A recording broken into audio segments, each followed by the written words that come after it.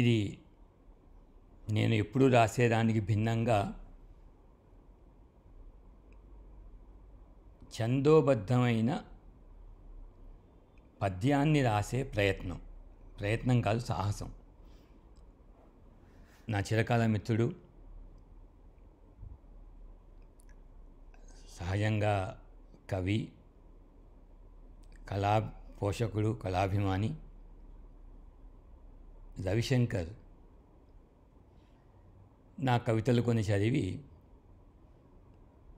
ఇంకా నాతో రాయించడం ఆపేయడం ఎలా అనే ఆలోచనలో, కుమార్, నువ్వు కవితలుగా కాకుండా ఛందోబద్ధంగా ఒక పద్యం రాస్తే నాకు మళ్ళీ ఇయ్యి అని చాలా ప్రేమగా మృదువుగా బెదిరించాడు.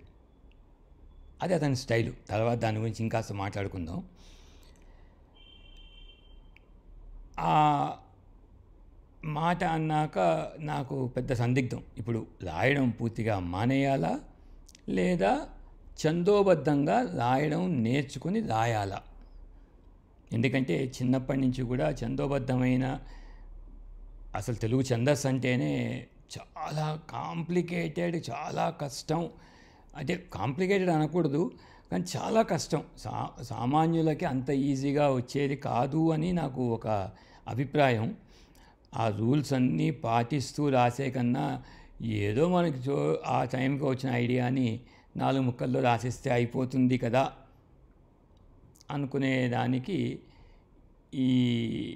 ఇన్నాళ్ళు అటువైపు వెళ్ళలే.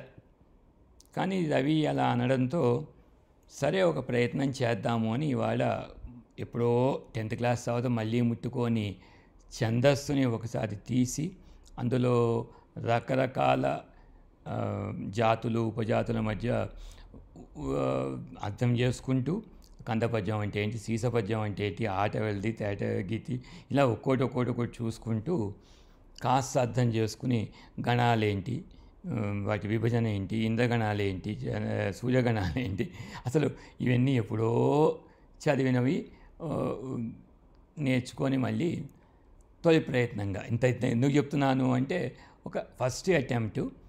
ఎన్నో తప్పులున్నాయి ఇందులో. ఇప్పుడు ఎందుకు అంటే దీనిలో నేను అంతగా యతిని పాటించలేదు. అండ్ ఆల్సో గణ విభజన చేశా అనుకుంటా, కానీ కొద్దిగా దుష్ట సమాసాలు కూడా దొర్లి ఉంటాయి. బేసిక్గా మీనింగ్ కన్వే చేస్తూ పద్య రూపంలో రాయడం. అయితే ఇక్కడ నెక్స్ట్ పెద్దగా నేను చెప్పదలుచుకుంటున్నది ఏంటి అంటే, నేను సాధారణంగా కవితలు రాస్తే కూడా చాలా లాంగ్వి ఉంటాయి. షార్ట్గా 2 లైనర్లు 4 లైనర్లు కాదు. అంత రాస్తే కానీ నేను ఏం చెప్పదలుచుకున్నానో అది కన్వే చేయలేను అని, అది నా వీక్నెస్. అందుకని అలా లాంగ్గా ఉండడానికి వీలుగా ఉండే ఈ ఛందస్సులో, ఈ పద్యాల్లో, తెలుగు పద్యాల స్టైల్స్లో ఉండే వాటిల్లో ఉన్న సీసపద్యాన్ని సెలెక్ట్ చేసుకున్నా. సీసపద్యంలో ఉన్నది ఏంటంటే, అది ఒక రకంగా చెప్పాలంటే సీసపద్యం 4 లైన్స్ అనొచ్చు, 4 పాదాలు, లేదా దాన్ని 8 పాదాలు అనొచ్చు. ఎందుకంటే ఒక్కో పాదాన్ని మళ్ళీ 2 ముక్కలుగా తీసుకోవచ్చు అని.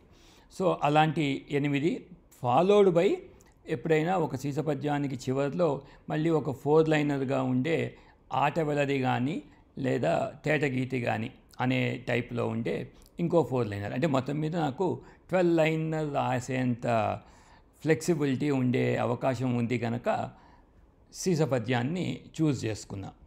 ఆల్రెడీ గణాల గురించి, ఇంద్రగణాలకు తెలిసిన వాళ్ళకి ఇందులో అవన్నీ నేను పాటించాను లేదా ఉండుంటాయి, లేని వాళ్ళకి వాటి గురించి ఇప్పుడు చెప్పబోవట్లేదు. ప్రయత్నం అయితే చేశా. యతి కొద్దిగా పక్కన పెట్టేసిన, ప్రాసని కొద్దిగాను, తర్వాత అఛందోబద్ధంగా. అయితే అది దీని గురించి. నెక్స్ట్ ఏంటంటే, అసలు ఇది ఏ కంటెక్స్ట్ మనకి అర్థమైంది ఇప్పుడు, బట్ సబ్జెక్ట్ ఏం తీసుకున్నాను అనేదానికి. బేసిక్గా ఇందాకే చెప్పినట్టుగా నేనేంటంటే రవిశంకర్ రాయమన్నాడు కనుక సరే రవిశంకర్ మీదే రాద్దాము అనుకున్నా. రవిశంకర్కి ఒక అద్భుతమైన క్వాలిటీ ఉంది. ఆ క్వాలిటీని హైలైట్ చేస్తూ, అదేంటి అంటే ఇందాక స్టార్టింగ్లోనే చెప్పినట్టుగా చాలా సాఫ్ట్గా, మృదువుగా, ప్రేమగా నన్ను బెదిరించాడు అన్న. అంటే అది అతని, అంటే సాధారణంగా మా ఇద్దరం కూర్చున్నప్పుడు కానీ ఎవరున్నా సరే జనరల్గా కాన్వర్జేషన్లో అతనిది ఎలా ఉంటుంది అంటే,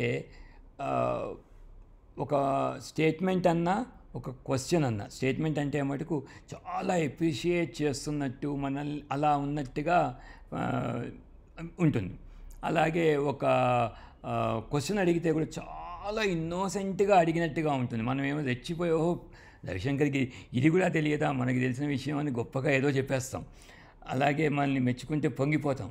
కొంతసేపు అయిన తర్వాత జాగ్రత్తగా ఆలోచిస్తే అందులో చాలా షార్ప్ సర్కాస్టిక్గా ఉండే, అది క్రిటిసిజం కాదు కానీ మనలో ఉండే కొన్నిటిని మంచి వే ఆఫ్ కరెక్షన్కి పనిచేయడానికి విధంగా మనల్ని మనమే ఇంట్రాస్పెక్ట్ చేసుకొని మనం బాగుపడడానికి వీలుగా ఉండేలాంటి మెసేజ్ ఆ క్వశ్చన్లో అయినా అతను ఇచ్చే జనరిక్గా చాలా ఆనెస్ట్ అండ్ ఇన్నోసెంట్గా కనిపించే స్టేట్మెంట్లో అయినా కూడా ఎప్పుడూ ఉంటుంది. ఆ నేచర్ని, ఆ యాట్రిబ్యూట్ని నేను ఇందులో హైలైట్ చేస్తూ ఈ కవిత రాశాను. ఆ కవిత అనకూడదు, పద్యం రాశాను. అది కవిత అవుతుందేమో ఫైనల్లీ. అయితే ఇక్కడ ఇంకొక విషయం కూడా చెప్పాలి. దీన్ని రాయడానికి నేను బేస్ మళ్ళీ ఏం తీసుకున్నాను అంటే, ఒక రకంగా చెప్పాలంటే సూర్యుడిని తీసుకున్నా. 2 రీజన్స్. ఒకటి, రవిశంకర్లో రవి అంటేనే సూర్యుడు, సో అలా వస్తుంది అని. రెండోది ఏంటంటే సూర్యుడు మనకి తెలిసిన ప్రకారం ఎలా అంటే తెల్లవారుజామున పొద్దున్న అలా వచ్చినప్పుడు చాలా ఆ లేత కిరణాలు ఎంతో హాయిగా అలా ప్లెజెంట్గా ఉంటాయి. అదే మధ్యాహ్నం అయ్యేప్పటికీ ఎండ తీక్షణత కొట్టి మనకి చాలా వేడిగా అసలు అలా అనిపిస్తుంది.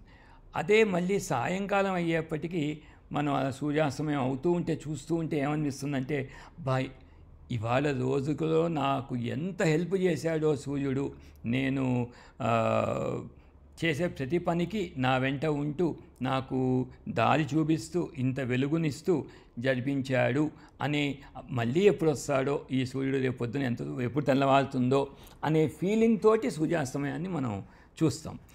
అది నేను ఇక్కడ ఎందుకు తీసుకున్నానంటే, రవిశంకర్లో మనం చూసే ఫస్ట్ క్వాలిటీ ఇందాక చెప్పినట్టుగా సాఫ్ట్గా అన్నట్టుగా ఉన్న అందులో షార్ప్నెస్ ఉంటుంది.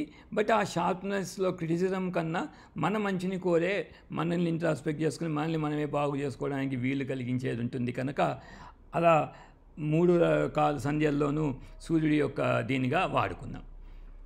రెండో పార్ట్గా తీసుకుంటే దీనిలో ఎలా చేశాము అంటే, రవిశంకర్లో రెండో పార్ట్ శంకర్ ఉంది కనుక ప్రతి సీసపద్యంలో ఇందాకే అన్నట్టుగా లైన్ 1 లైన్ 2 లాగా ఉంటాయి. ఒక్కో పాదాన్ని 2గా విడబెట్టి చేయొచ్చు కనుక మొదటి భాగంలో అంత సూర్యుడు ఉంటే రెండో దానిలో అంతర్లీనంగా కనిపించకుండా ఎప్పుడూ ఒకేలాగా ఉండే సూర్యుడు ఉంటాడు, శివుడు ఉంటాడు. సో అది రెండో పార్ట్లో చెప్పుకుంటూ వచ్చింది. అందుకని ఇప్పుడు ఒకసారి మనం ఆ పద్యాన్ని పైగా చూద్దాం. అయితే ఇది చెప్పడంతో పాటు నేను ఇంకొక చిన్న విషయాన్ని కూడా, కొంచెం లాంగ్ అవుతోంది అయినా చెప్పాలి. ఇక్కడ ఏంటి అంటే, మా రెండో అన్నయ్య గారి అబ్బాయి ఆదిత్య ఈ మధ్యనే నాకు ఒక, అది ఛాలెంజ్గా కాదు కానీ ఒక సలహా ఇచ్చాడు. బాబాయ్ నెక్స్ట్ టైం నువ్వు ఎప్పుడైనా ఒక కవిత రాసేటప్పుడు ఒక ఎక్స్పెరిమెంటల్ కవితలు రాయి. ఏంటంటే అందులో ఆల్ ఈవెన్ లైన్స్ చదువుతూ ఉంటే ఏదో ఒక సబ్జెక్ట్ మీద ఉన్నట్టు ఉండాలి, ఆడ్ లైన్స్ చదివితే ఇంకో సబ్జెక్ట్ మీద ఉన్నట్టు ఉండాలి, ఈవెన్ లైన్స్ ఆడ్ లైన్స్ కలిసి కాంబినేషన్ తోటి చదివితే అది ఇంకో, ఈ రెండిటికి దూరంగా ఉండే మూడో ఏదో సబ్జెక్ట్ మీద ఉండాలి, అలాంటిది రాస్తావా అని.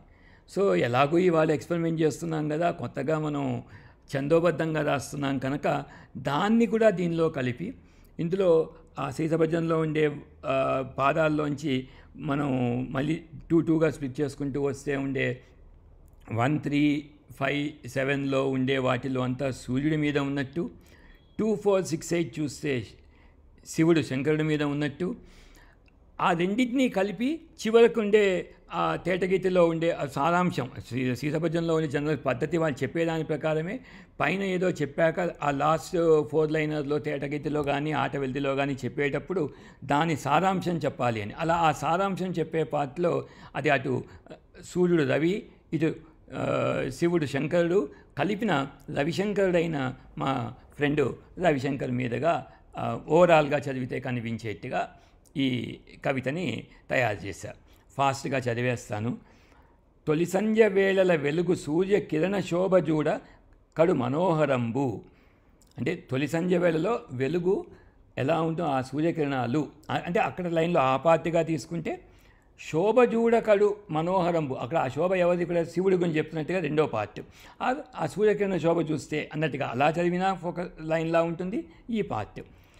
కాలు గాల్చెడి మిట్ట మధ్యాహ్న తేజంబు జుమ్మనిపించెడి ప్రణవ తాండవంబు. ఆ మధ్యాహ్నం అలా బయట అడుగు వేయాలంటే కాలు గాలెట్టుగా ఉంటూ తలనగా మాడు పగిలేలా ఉండే ఆ వేడి, ఆ మధ్యాహ్నం ఉండే ఆ తేజం అంటే రవిశంకర్ యొక్క మాటల బాణం ఎలా ఉంటుంది అంటే జుమ్మనిపించే ప్రణవ తాండవం. ఒక రకంగా శివుడు ప్రణవ తాండవం చేస్తే జుమ్మంది నాదంలాగా ఆ ప్రణవ తాండవంలాగా ఉంటుంది. అంటే అది అటు శివుడు వచ్చేసాడు, ఇటు సూర్యుడు ఉన్నాడు. మలిపొద్దు జామున మసలేటి బాణుండు అగుపించు రాజీవ శంకరుండు. అంటే అక్కడ మలిపొద్దు ఇంక మళ్ళీ ఈవినింగ్ ఆ సంధ్యా సమయంలో సన్సెట్ టైంలో కనిపించే అలా మసులుతూ వెళ్ళే ఆ భానుమూర్తి మనకి ఆ సూర్యుడు ఎలా అనిపిస్తాడు అంటే రాజీవలోచనుడైన రాజీవ శంకరుడిగా, అంటే అక్కడ వశంకరుడుగా భక్త వశంకరుడైన శంకరుడిలాగా ఉంటుంది అని. సో ఒక పక్క శంకరుడు, ఇటుపక్క రవి. కాలగతులతోడ నడయాడు సూర్యుడు, అంటే సూర్యుడు ఇలా ఈ టైంకి బద్ధుడై కాలానికి తగ్గట్టుగా పొద్దున్న ఒకలా, మధ్యాహ్నం ఒకలా, సాయంత్రం ఒకలా సూర్యుడు అలా కాలానికి తగ్గట్టుగా ఉంటాడు కనుక అతను అలా వేడిగా చల్లగా అలా ఉంటాడు. అయితే అక్కడ రెండో పక్క శివుడు ఏం చెప్తున్నాము అంటే జ్ఞాన కాలాతీత గరుడతండు. సో అలా అది కాలాలకే అతీతంగా అసలు మహాకాలుడైన శివుడు అది కాలానికి అతీతంగా ఉంటాడు అన్నట్టుగా ఆ 8 లైన్స్లోనూ సీసపద్యంలో చెప్పడం. ఆ తర్వాత ఫాలోప్లో ఉండే ఆ తేటగిత్తిలో ఏం చెప్పాము అంటే జివ్వున తగిలే పదును బాణముల వేటు నవ్వుతు పలికే మృదు బాణముల చాటు ఎవ్వని నేర్పున వచ్చనో జూడ ఉండే రవికి వెన్నంటే శంకరుండు. అంటే అలా షార్ప్గా వేసే బాణాన్నైనా ఎంతో మృదువుగా చేసే ఈ నేర్పరితనము రవిశంకర్కి ఎలా వచ్చిందా అని చూస్తే రవికి వెన్నంటే అంటే బ్యాక్ బోన్గా వెనకాలే వెన్నంటి శంకరుండు. అంటే వెన్నలాంటి మనసున్న శంకరుడు రవికి వెన్నంటే ఉన్నాడు. అంటే అక్కడ రవిశంకర్ పేరులో రవి పక్కనే శంకర్ ఉంది. ఆ రవిశంకరుడే అందుకే ఏంటంటే రవికి ఆ టాలెంట్ వచ్చింది అని ఇక్కడ చెప్పడం. మొత్తానికి నా ప్రయత్నం మీకు అర్థమైందని, ఇందులో తప్పులున్నా మీరు ఎక్స్క్యూజ్ చేసి అలా వదిలేస్తారని ఆశిస్తూ కుమార్.